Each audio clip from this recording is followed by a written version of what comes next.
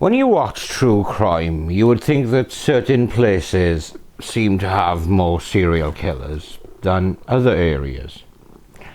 Florida, I'm looking at you, you crazy fucking geographical weirdo.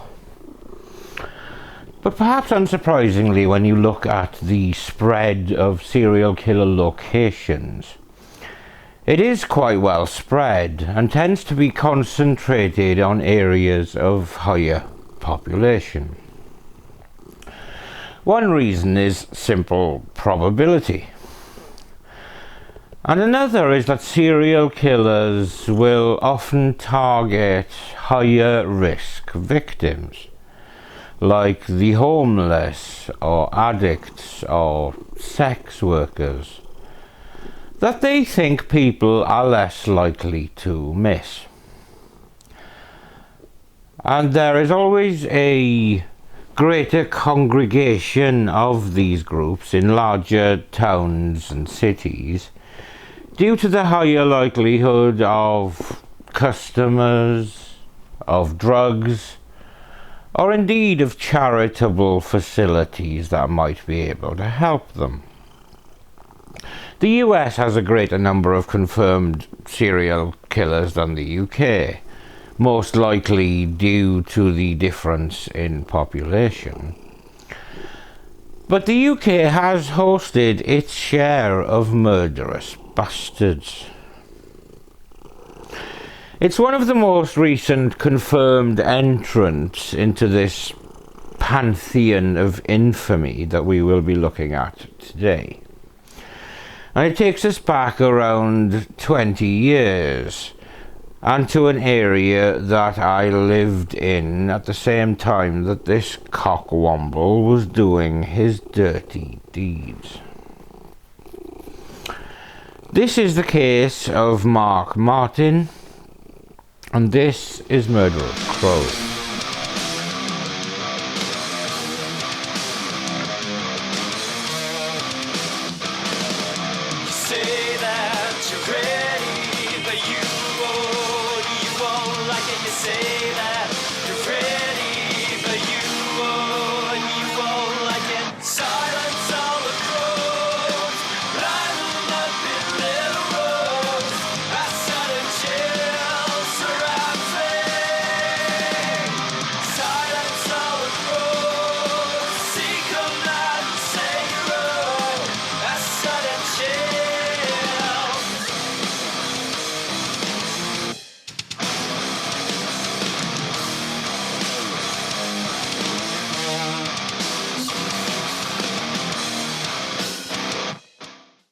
Mark Martin was born on the 18th of October 1979 in Ilkeston, just outside Nottingham, where he was primarily raised by his mother. There were probably two things that would shape the man that he was to become. The first of these was that he had a birthmark below one of his eyes, almost like a teardrop. It was a pretty nondescript mark, but as well as leading to a lifelong nickname of Reds, it made him look different during his childhood, and he was quite severely bullied, which led to a seething resentment of his peers. The second major factor in Martin's development was his relationship with and the nature of his father. His father was imprisoned as he grew up, until he allegedly shared a prison with the Cray twins. And this absent father and glamorized lifestyle was seemingly put on a pedestal by the impressionable child, who was growing into a violent and aggressive adolescent. By age 16, he had become a petty criminal. But by his own admission in a later letter to a probation officer, a switch seemed to click with the death of his father, with Martin saying in this letter, "I was so sweet and nice until my dad died, and now I'm evil." And in the same letter, he rhetorically asked, "How long until I kill? It could be a lady or pets or anything." It was clear that bitterness, resentment, anger, and a bleak outlook on life had percolated and festered until the death of his father caused a final shift that could not be undone. Mark Martin was a ticking time bomb, and it was only going to be a matter of time until he did serious harm. After getting married in his early 20s, the underlying violent bully within Martin was starting to emerge, with the target being his own wife. Martin had admitted being violent to his wife, even though he told a probation officer that he loved her and did not want to lose her.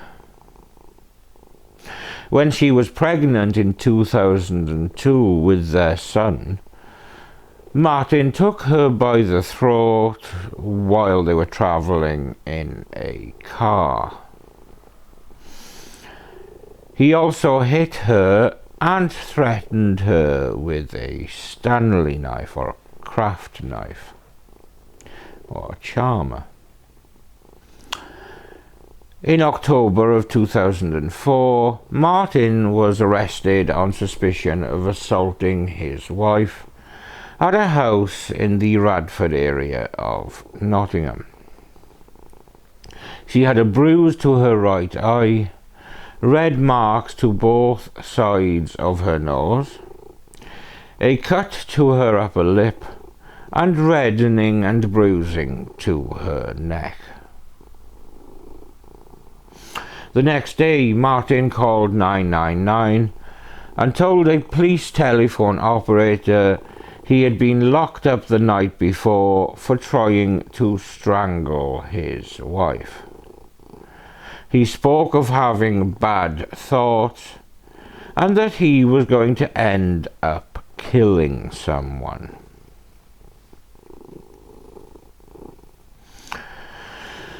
Perhaps from not wanting to hurt his wife and their son, or, more likely, from wanting to find people that he felt safer taking his rage out on, he left home and started to gravitate towards the homeless community in Nottingham, with him turning up at soup kitchens and befriending alcoholics and drug addicts. But to those that he met, he was something of a misfit. Unlike many of those who found themselves in the homeless situation by tragic circumstance, Martin did not have drug or alcohol problems. He still had a home in Ilkeston, and he appeared clean and relatively well dressed.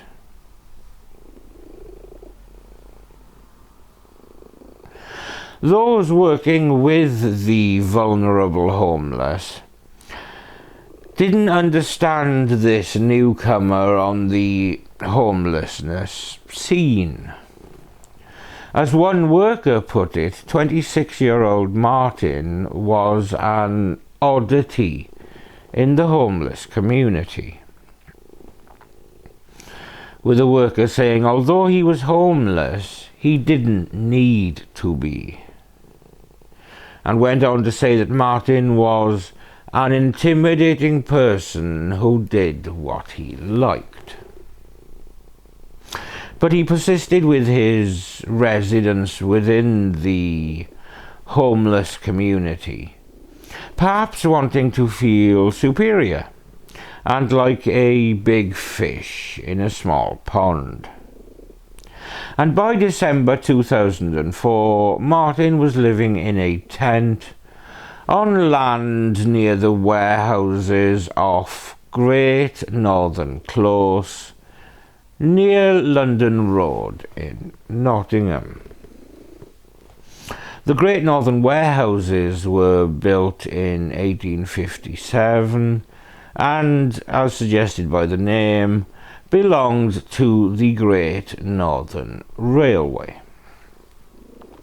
They were damaged by fire in 1998, and by 2004 no one really ventured there except for the city's homeless, who frequented the dangerous old warehouse as a sheltered and private place to take drugs without fear of being disturbed by the police. Martin would bully fellow rough sleepers for their benefits or for any other money or assets that they came into. One homeless person is quoted as saying, "If you heard Reds was on one side of town, you would go to the other. When he knew you had drugs or money, he would look for you and take it off you." And when he was not robbing other homeless people, then he was intimidating them. And this intimidation included boasting how he was going to make a name for himself with violence. One person who had worked in the community for around 6 years is quoted as saying, "Word soon got around from different organisations that work with the homeless that he was a psychopath." Here was a potentially dangerous character that should be watched closely. Homeless people have to give off a lot of bravado to survive. But Martin was talking about how he was going to make a name for himself, that he was dangerous, and was going to hurt people. We got the sense that there was something else, that he was capable of serious violence and that it wasn't just bravado. Like other insecure bullies, Martin chose to surround himself with yes-men and sycophants. And his two closest friends were fellow rough sleepers John Ashley and Dean Carr. And all three were known and feared among the city's homeless community, with Martin, as we've alluded to, retaining his childhood nickname of Reds, while Ashley was nicknamed Cockney John. Martin was described as the leader of the pack and was said to be a violent, volatile and aggressive bully with a short temper. The precise nature and order of the attacks that followed is not known for certain, but has been pieced together through post-mortem analyses, witness accounts and forensics. One thing that is known for certain is that his final victim was the first body found by police. But the likely chronology of what happened has this rough timeline. The exact date when Martin committed his killings is not clear. He ended up being charged with murdering Katie Baxter between December the 31st, 2004 and February the 1st, 2005. And Zoe Pennick between the same dates. And finally Ellen Frith between January the 23rd and 25th, 2005. A forensic entomologist later established that Katie was deposited between January the 1st, 2005 and January the 6th, 2005. And Zoe was between December the 30th, 2004 and January the 4th, 2005, while Ellen's body was discovered on January the 25th. Martin did not say what had happened, so the best version of events actually comes from an inmate who was on remand with Martin after his arrest, and who said that Martin had told him all about what had happened. According to this inmate, Katie Baxter had been picked up by Martin in the city centre and taken down to the warehouse site, with this inmate quoted as saying, "He said he picked her up and took her down to the factory because she fancied him. They went into the tent chatting, and then he just snapped and strangled her. Katie scratched him. He burnt her fingers because he wanted to get rid of the evidence. He dragged her out of the tent into the factory and buried her with debris." Zoe Pennick was apparently killed about 7 days later, after Martin lured her to the same warehouse. He had persuaded her to come with him by saying that he had 2,000 cigarettes and he wanted her to sell them on. Then he grabbed her by the throat and strangled her, with his prison confidant quoted as saying, "He said it was hard and she didn't want to die. He was punching her, kicking her."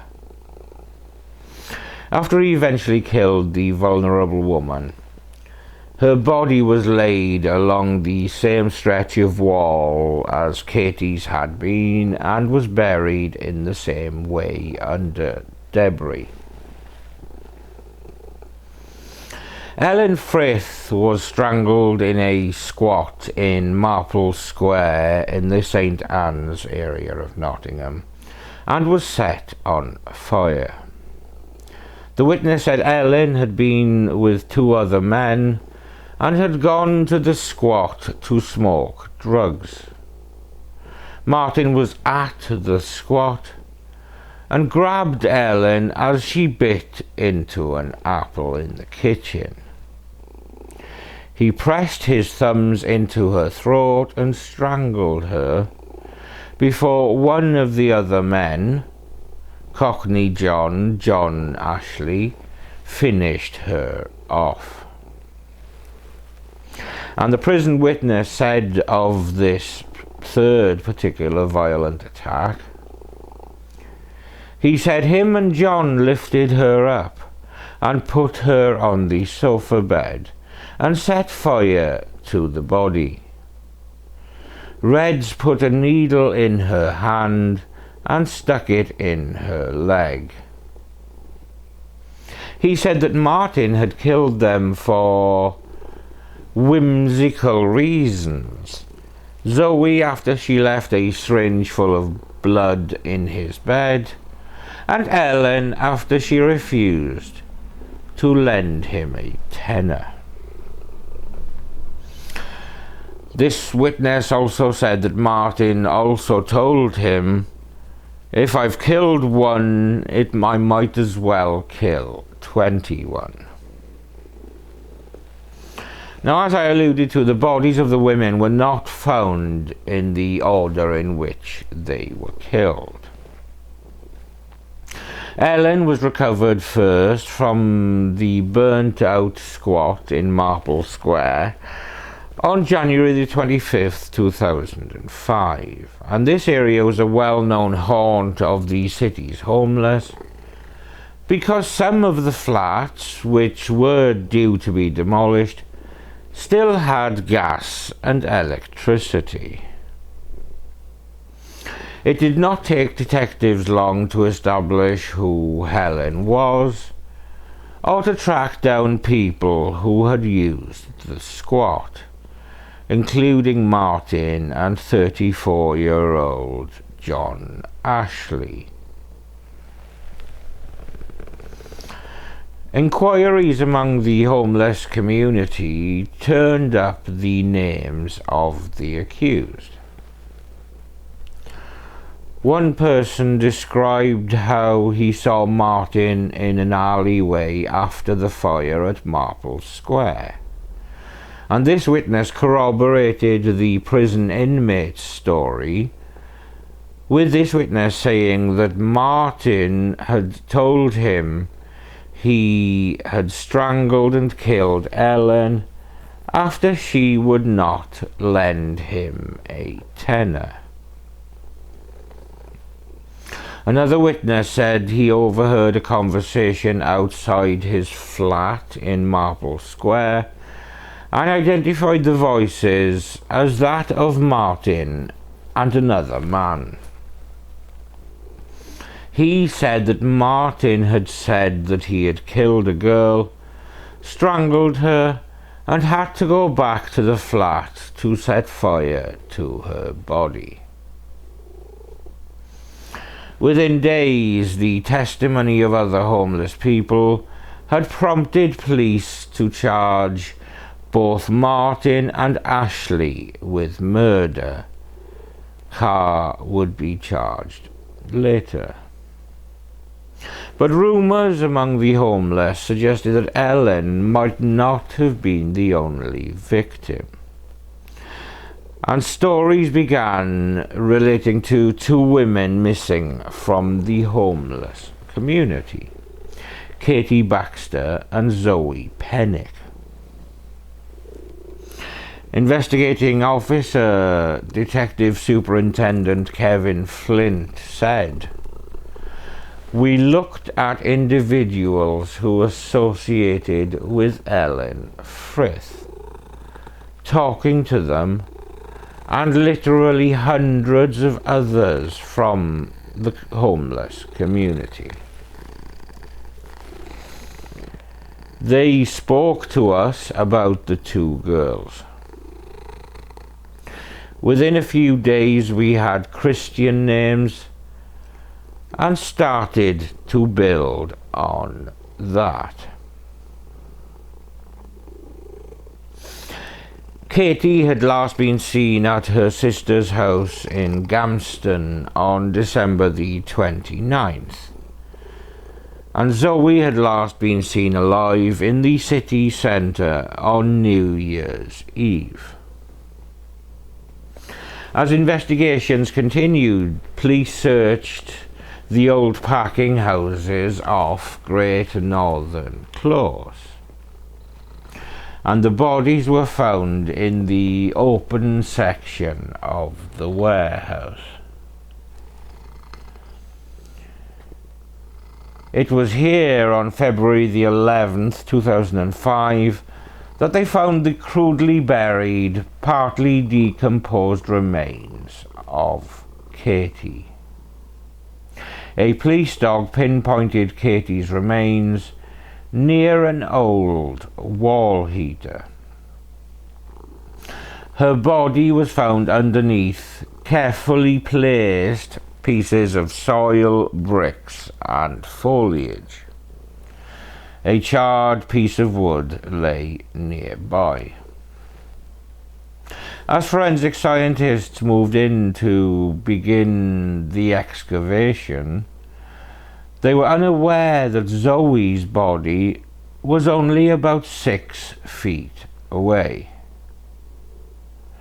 But she would soon be found, with Zoe being discovered on February the 16th. They found a burned piece of wood on her temporary grave and debris piled over, this being foliage and bricks, similar to that used where Katie had been buried. One homeless person said at the time, "When we heard about the bodies, a lot of people disappeared from the streets. No one would go out on their own. It wasn't just the women who were scared, but the lads too." But police already had their prime suspect behind bars, as Mark Martin had already been arrested over the death of Ellen Frith. Police had established that Katie, Zoe and Ellen had been strangled. At its height, the investigation had 40 dedicated officers taking hundreds of statements. Officers set about building a case against Martin and any others found to be involved. But this task was complicated by the transient lifestyle of many of the witnesses. Because the bodies of Katie and Zoe were so badly decomposed, detectives relied on pathology and forensic science, with Detective Superintendent Kevin Flint explaining, "It's not a simple process to recover a body from a grave such as that. It takes scientific, pathology and other specialist support and advice to make sure it's done correctly, to preserve all the evidence. It's a delicate process." The trial at Nottingham Crown Court began on January the 16th, 2006. The prosecution painted a picture of a deranged man who had brazenly boasted of being the city's first serial killer. It was not kept from jurors that many of the witnesses had alcohol and drug problems, but even with this in mind, most of the 20 to 30 witnesses who turned up at court spoke with clarity and conviction. On February the 24th, the jury returned its verdicts on Martin and his co-accused after more than 21 hours of deliberation. Dean Carr, aged 30, of no fixed address, was found guilty of the murder of Ellen Frith, since he could be linked to her death. He was jailed for life with a minimum tariff of 14 years before being considered for parole. John Ashley, aged 34, of no fixed address, was found guilty of the murders of Katie Baxter and Ellen Frith, but was cleared of murdering Zoe Pennick. He was given a life sentence and was told he would serve a minimum of 25 years. And finally, Chief Cockwomble Mark Martin, aged 26, of no fixed address, was found guilty of the murders of Katie Baxter, Zoe Pennick and Ellen Frith, and sentenced to life in prison. Perhaps unsurprisingly, as the driving force behind his little gang and his high propensity for violence, he was given a whole life order, meaning he will never be released from prison. And long may this Cockwomble general and his little Cockwomble friends rot.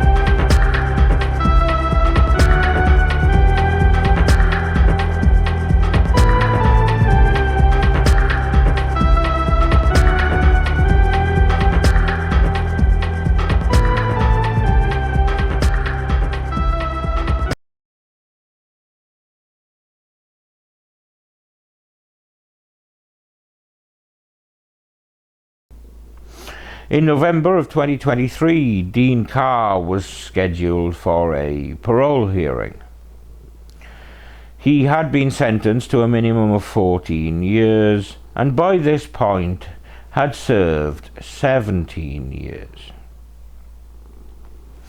The media would have been up in arms had he been released, So I can only imagine that his hearing was either postponed and has not happened yet, or his parole was turned down. But I will, of course, update you if I find out more. And now our attention turns to the poor victims of this vicious bastard. Katie Baxter was 18 years old. She spent the first 2.5 years of her life in Cotgrave before her family moved to Nigeria. The Baxters returned to Cotgrave 3 years later, with Katie eventually becoming treasurer of a group called Kids Improving Cotgrave. In the months before her death, however, she had chosen to stay at the YMCA, with a friend saying Katie was very vulnerable because she was so young. Although she came from a stable background, she chose to sleep rough because that's what her friends were doing.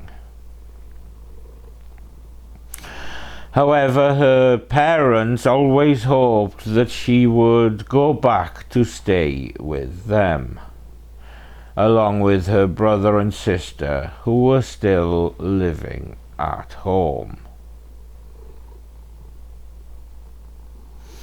She was also welcome at her eldest sister's place in Gamston. And in fact, as mentioned earlier, that was where she was last seen alive, leaving that house on the night of December the 29th, 2004. Later on, 2 days after Katie's body was found, formal identification was made.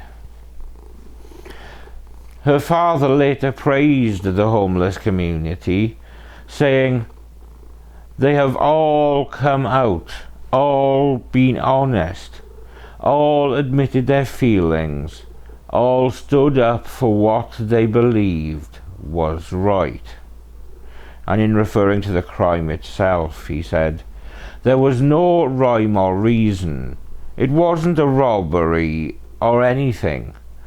Someone just killed someone for the hell of it."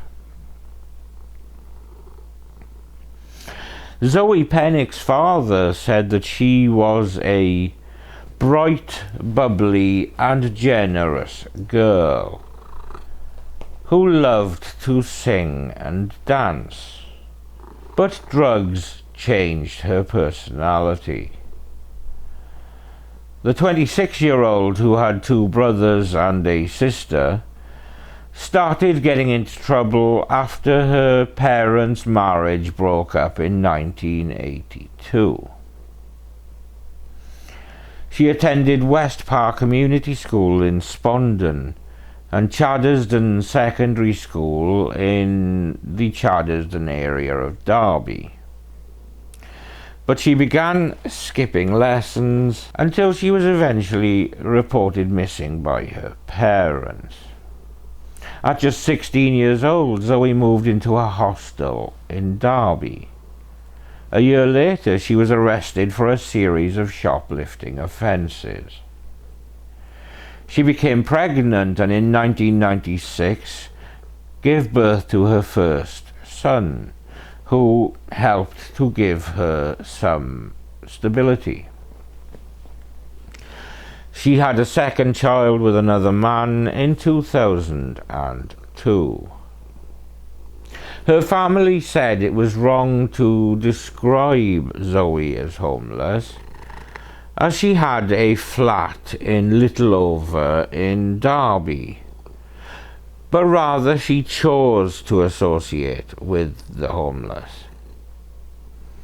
She began to spend more and more time in Nottingham, and her father last saw her in December of 2004 when she came to collect some belongings from his house. He became seriously concerned a few weeks later because he hadn't heard from her, so he reported her as a missing person. He said later, "There was always that feeling in the back of your mind that something terrible has happened." And that was the case for us. In a further tragic twist for the family, Zoe's brother Liam Pennick was killed 12 years later at his home in Allenton, Derby, by a housemate who had moved into the house just days previously. Ellen Frith, who was 25, was born in Chesterfield and moved to Ripley with her parents in 1992, where she attended Mill Hill School. She started to smoke cannabis at 16, and at 17 she left home with a number of young men and started trying stronger drugs. She also lived in Belper, in Spalding and in Derby, before eventually moving to Nottingham, living in the YMCA for about a year. She said she could hear voices saying her parents were going to kill her, and she was ultimately diagnosed with cannabis psychosis.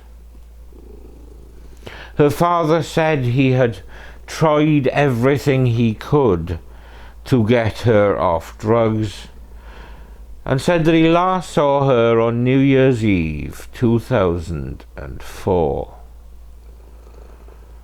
Sadly, he also said that he thought that her moving to Nottingham would make her safer.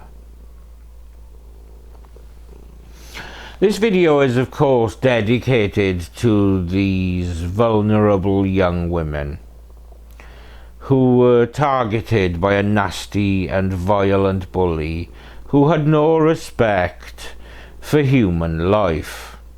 Well, other than his own, obviously. All three women had potential, but were all lost within peer relationships, drugs, mental health struggles, or all of these difficulties. I hope they are now at peace and free of the chaos that their lives became. Thank you for watching another episode of Murder of Crows. If you made it to the end of the episode, thank you so much. Now do me another solid and give the subscribe button a little boop. Up to you though. But with that said, I'm Steve. This orange purr machine is Samson, and we will see you when we see you.